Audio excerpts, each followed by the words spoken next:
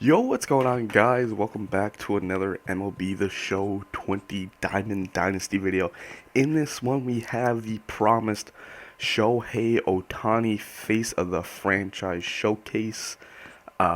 This is going to be a game. This is going to be a series that I'm starting up. I'm going to pick an individual card, mostly show them off, but also show, like, highlights of the game throughout, but normally just a regular gameplay it would be whatever. I wouldn't really show that much pitching, but with Ohtani pitching I'm going to show most of his highlights. Pitching and hitting, he does have a couple highlights pitching. I genuinely forgot to move him up the order. I wanted to hit him like third or fourth when I did this video, but I honestly forgot. But he still did work from the 9 hole. You saw our team there. We have a lot of face of the franchise cards, and honestly, these cards are so much fun to use. But, anyways, excuse me. Into Ohtani, he's got a four seam, a slider, a splitter, and a curveball. Now, I don't know how many pitching showcases I'm going to do this year, just because of how terribly tough it is to pitch this year. With how rewarding hitting is, it makes it very hard. But I say that we get 2 strikeouts to start off the game, so. But yeah, what I try to do with Ohtani, I try to develop the outside of the plate. So outside fastballs in the 3 off-speed pitches. I try to pitch mostly outside, try to get them to roll over it or get them looking. That's what I try to do anyways. I don't really like pitching inside, and when I do pitch inside, it's to try and jam them on a fastball like that, but that's my spot. Or if it's like a matchup like this, righty on righty, lefty on lefty, I like to throw the inside slider. It's a very tough pitch to hit, or cutter. I love using pitchers that have cutters and sinkers normally, but with Ohtani, you kind of have to work that slider around in the inner part of the plate and the outer part of the plate. And there you see Fernando Tatis Jr. He is my favorite card so far this year. If you guys do not have him at shortstop, you're greatly missing out, whether it's his gold card or the face of the franchise. But yeah, I'm not really going to focus too much on the hitting. There are some hitting highlights. I did hit very well this game, but I'm going to talk about Ohtani. I've used Ohtani probably 4 or 5 times now. He's super fun to use, don't get me wrong, but with how difficult pitching is practically the same as it was last year. It's set now with how much you get rewarded for hitting this year, which is great, don't get me wrong. It's fantastic that you can get rewarded so much. It just makes it so hard to pitch against a good player. But as you can see, I'm going to show you this entire at bat against David Ortiz. We go up in the count here early, as I say, developing that outside part of the plate. Fastball, curveball. I love the outside curveball pitches here, especially if you have somebody like Ohtani, who's got a really slow curveball. And then this guy was kind of getting jammed inside and, chasing at some stuff down and in. So I tried to locate the slider twice, missed twice. So I said, you know what, I'm just going to go back to what's working. Try and develop the outside part of the plate. I try to get him here once more with the splitter, missed my spot. 3-2 count, so we were up 0-2 in this count, and then go right back to that fastball, man. That's what I said. We get them looking. That's what I said. You either want to try and get them looking on the outside part of the plate, or just develop weak contact, rollovers, fly balls, stuff like that. I talked about that inside slider as well. There you go. Now, I use pure analog pitching in strike zone camera, and if I don't use strike zone camera for pitching, it is usually pitcher offset. So those are really the 2 cameras that I use. I've used both of them a lot in the past, but this year I've been sticking more to strike zone. I'm having better luck with that. Now, I am an awful pitcher, don't get me wrong, but I do like using pitcher offset when I use a lefty on the mound, but I only have Blake Snell in my rotation who's a lefty now, so. But yeah, first at bat with Ohtani. Dude, he is so much fun to use. I love his swing and like the little foot thing that he does. Like he raises the leg. Oh, it's so clean. And we go down early in the count against Blake Snell, who's impossible to face this year, by the way. If you face that Diamond Blake Snell, I highly recommend you send a friendly quest because of how annoying he is. And then 1-2 count and Shohei with the big fly. Lefty on lefty crime for Shohei Ohtani. He skipped the replay. I really wanted to show the replay there, but unfortunately he skipped it. And look at Tatis doing Tatis things. Another leadoff bomb. But yeah, Ohtani, he's such a good hitter too. He's got great stats.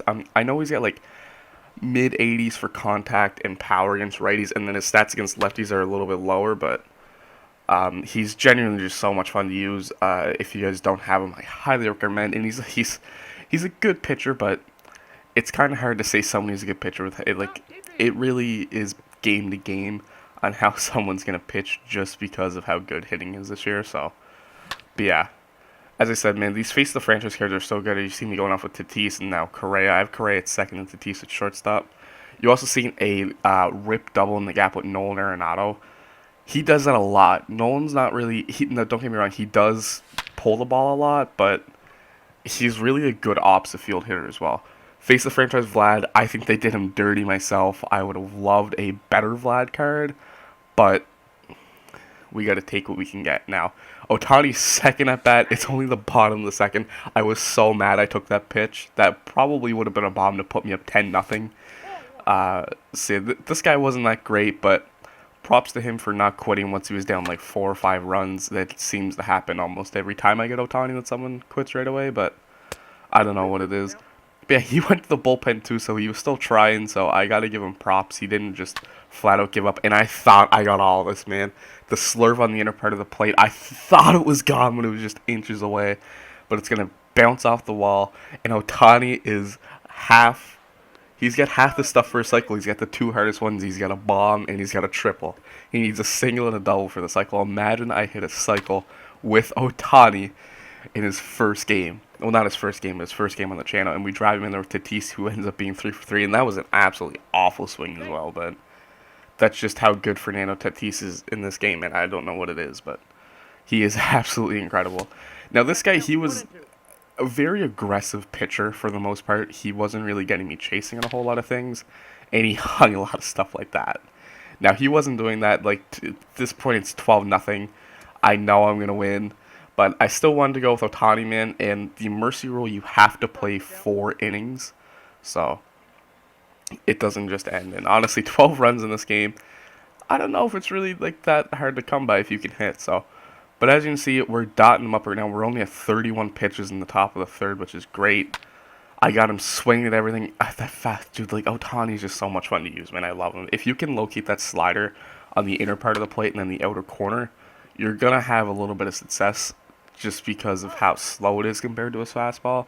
And that outside curveball, man, I don't really like throwing the curveball a whole lot righty-righty, or the splitter, it's a little bit harder, but against lefties, work that outside part of the plate, that curveball, that splitter, even the slider on the outer part of the plate, the fastball. And then, just try and develop your opponent's tendencies. If they're kind of getting jammed on some inner pitches, maybe keep going to it. When you're up in the count, I don't really like throwing stuff inside when, it's like a 2-0 or 2-1 count. A lot of people like to throw fastballs just in the zone if they get down in the count. It's a really bad tendency that people have, but I like to just work the outer part of the plate. It seems to work a little bit better this year than in years past, but yeah, it's generally...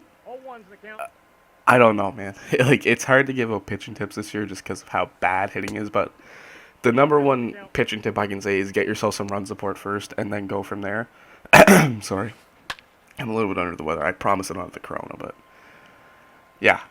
Get yourself some run support like this. You'll feel much, much more confident. As you see there, through 3, Ohtani hasn't given up a hit. So, there you go. Get yourself some run support. You'll relax right away. As I say, he doesn't give up a hit. He gives up one to Eduardo Escobar through the shift. So, but yeah, we win this game. As you guys can tell, we need to get 3 outs here for the mercy rule. And I'm kind of glad he got the hit there, just because you can kind of see Ohtani out of the stretch. I mean, he has a very quick release out of the stretch. He hangs a lot of pitches, but that's just everybody. And I talked about that curveball, man. Look at that. That's a perfect pitch. You can't do anything to that pitch. This guy had a pretty solid team, too, for this point in the game. He had Nelson Cruz, Eduardo Escobar, a lot of good meta gold cards. If you guys do want to see a video where I point out some of the better silver and gold cards, let me know down in the comments. This game was also streamed on my Twitch channel, twitch.tv/McGuigan. That link will always be in the description box. We are closing in on 3,300 followers on there, so it would be greatly appreciated if you guys can go and drop a follow if you are new.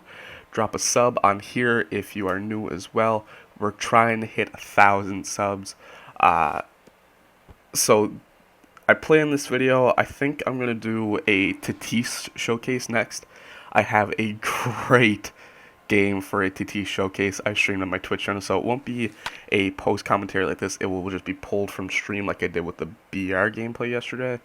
So yeah, expect that probably tomorrow, and I will have a super long stream tomorrow. I plan on going 12 hours tomorrow, so I will let you guys know.